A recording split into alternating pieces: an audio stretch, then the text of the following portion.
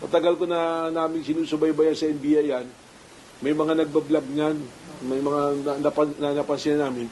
Hanggang so umabot sa amin, nung iniimbestigahan namin, malalim yung tinungo nito, na ito pala yung pinag-awayan ni Ramil Madriaga at ni Harry Roque.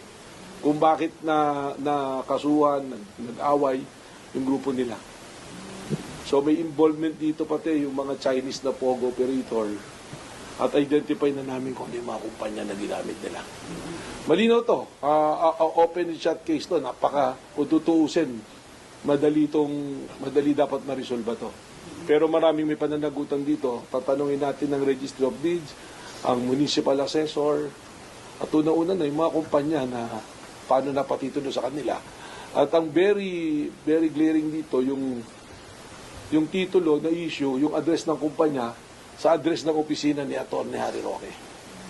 So, kasi nagtatago ngayon, palagay ko, hindi lang dahil dun sa mga kailangan niyang sagutan, kundi baka, eto, alam niya na anytime, puputok to.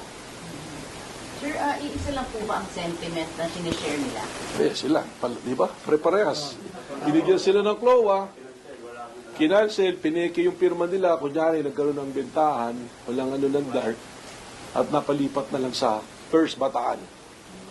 Bakit po kaya umabot ng ganito katagal? Boss Daddy, Kadani, wala kasing nagbigay pansin man lang sa mga reklamo.